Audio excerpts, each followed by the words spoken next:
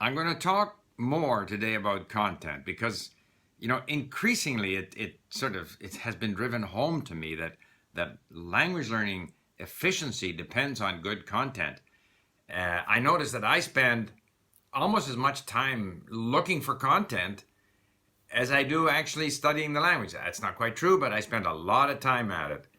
It's time consuming, and sometimes you put a lot of effort into content. It's not exactly what you want. So, in the last video, I said, or I discussed the content that I have, some of which you see behind me, that I said maybe we should have someone at LingQ who devotes his or her time, full time, on the whole issue of content, because we are redesigning the library, so it's going to look a bit more like Netflix.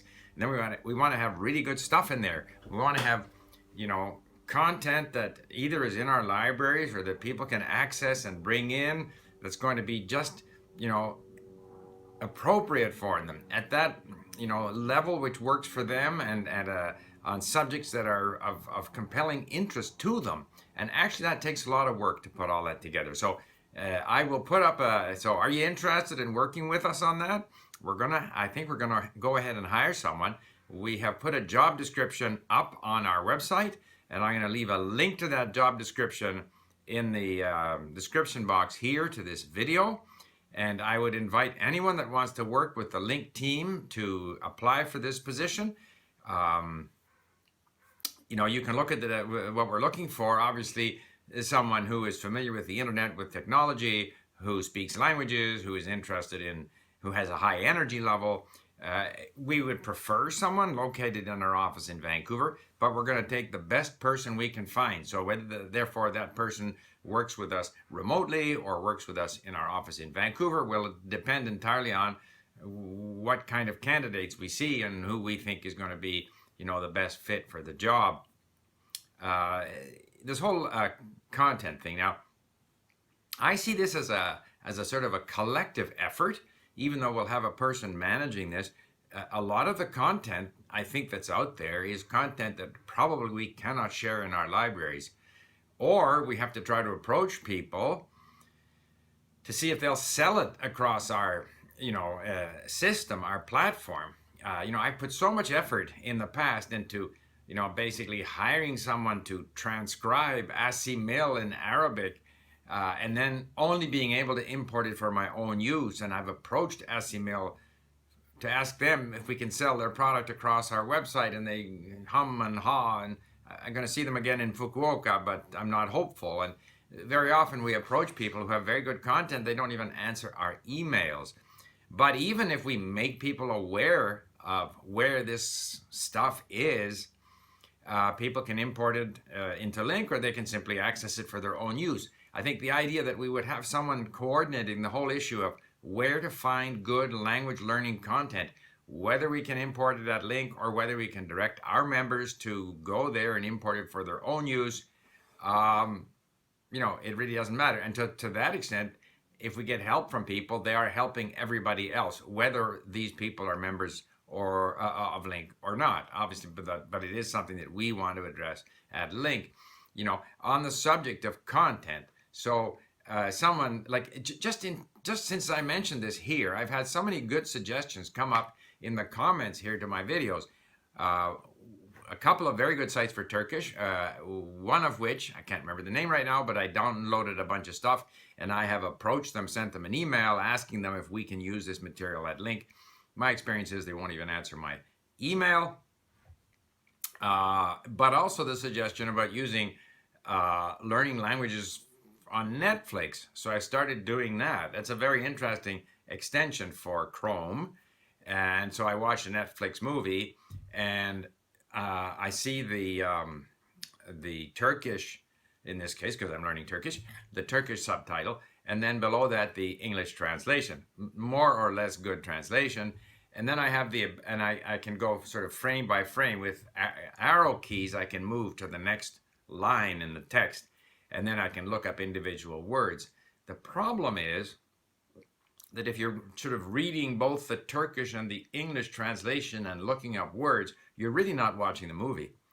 And what I really would prefer to have is sort of a transcript And even there, if I get a transcript, there's so many parts of the movie that are just, the sound of a car, the sound of shoes, the sound of a door closing. There's lots of sort of action sections in the movie. What would be the best would be if within each episode of a movie that I'm watching, like right now I'm watching a movie called Gönül.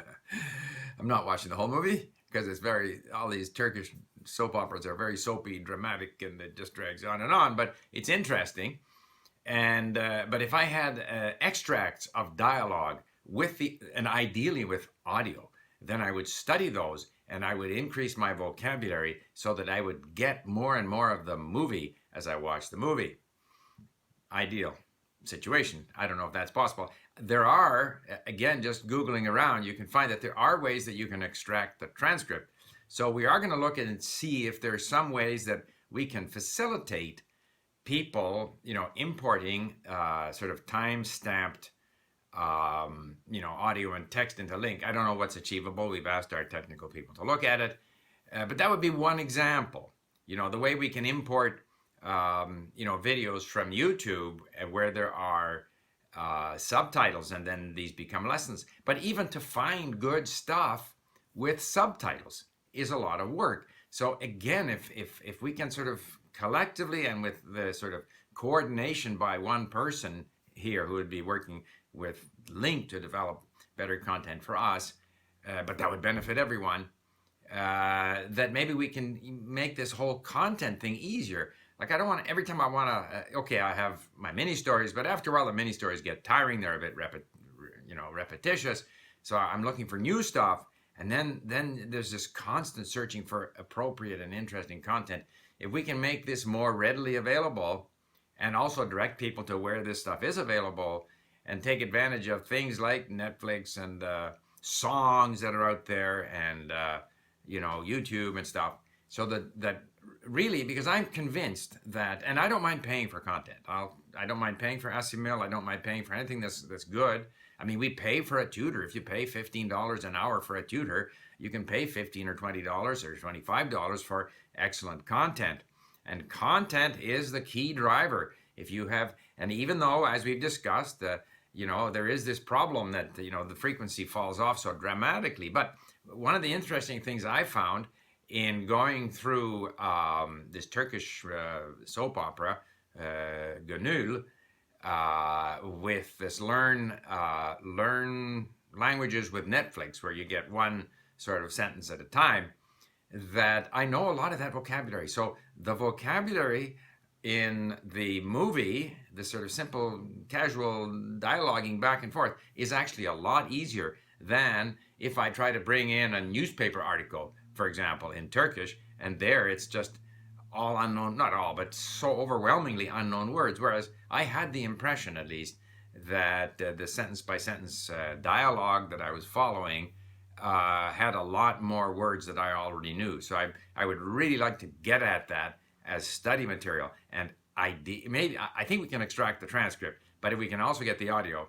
then I could be really improving my vocabulary so that I can then sit and enjoy the movie at Netflix. Anyway, we're going to get someone to get on this whole subject of optimizing content for language learning in general and specifically at LingQ. So if you're interested in working with the LingQ team, have a look at that job description, which is posted on our website, and please get in touch with us. Thank you for now. Bye.